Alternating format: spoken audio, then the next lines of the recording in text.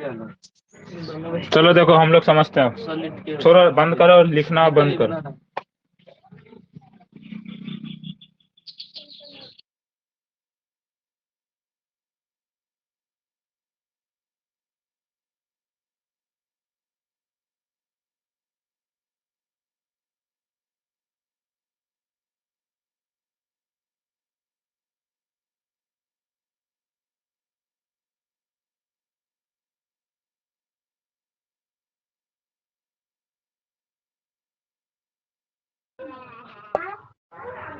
तीन सौ में से 90 देते 210।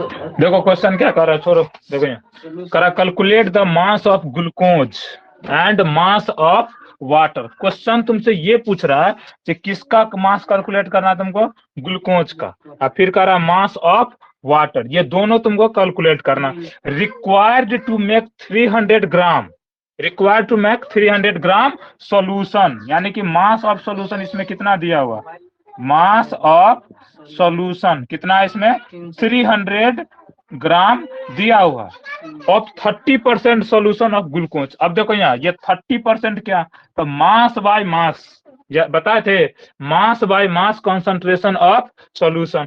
तो यहाँ देखो 30% ये मास बाय मास परसेंटेज है कि नहीं है। तो अब तुमको फॉर्मूला पता होना चाहिए।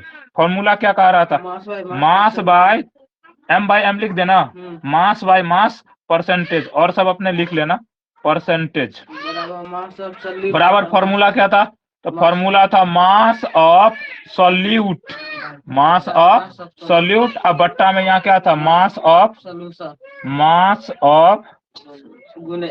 सॉल्यूशन, गुने में क्या था, 100 था।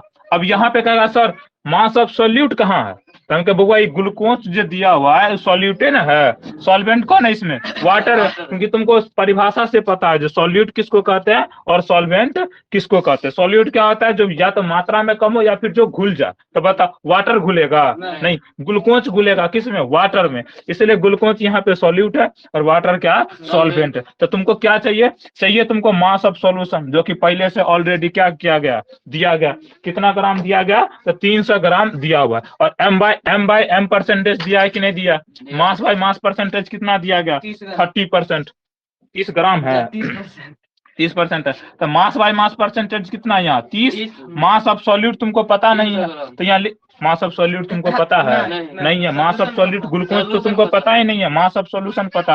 तो इसको हम लोग उनाइते लिख देते हैं, मास ऑफ सॉल्यूट के बदला कथी लिख सकते हैं, ग्लूकोज, कुछ लिख दो, कोई फर्क नहीं पड़ता, सॉल्यूट या ग्लूकोज।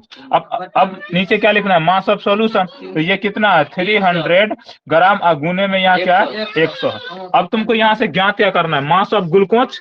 अब मास ऑफ ग्लूकोज अगर तुमको ज्ञात करना है तो यहाँ से इस दोनों को भगा के इधर लाएगा, तो ई गुना में है, इनने आएगा तो कथी हो जाएगा, भाग में, यानी कि 30/100।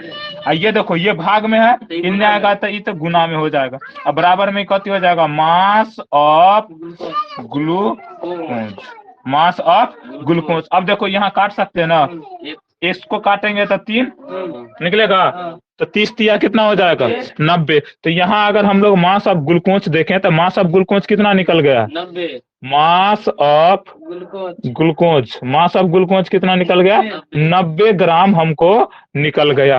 अब क्या कह रहा, देखो मास ऑफ ग्लूकोज हमने कैलकुलेट कर लिया है, कितना ग्राम, 90 ग्राम। अब हमको कैलकुलेट करना है मास ऑफ वाटर। अब बताओ यहाँ पर ग्लूकोज सॉल्यूट है, वाटर सॉल्वेंट है, और सॉल्यूशन, मास ऑफ सॉल्यूशन बराबर तुमको फॉर्मूला पता है, मास ऑफ सॉल्यूशन किस तरीके से हम लोग ज्ञात करते हैं, तो मास ऑफ सॉल्यूशन बराबर होता है मास ऑफ यन है फॉर्मूला होता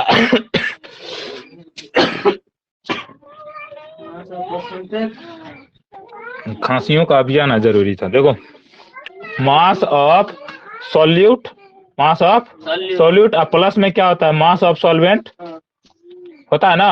अरे सॉल्यूशन कैसे बनता है, सॉल्यूट और सॉल्वेंट से ही, तो दोनों के मास को जोड़ देंगे तो सॉल्यूशन का मास ज्ञात हो जाएगा।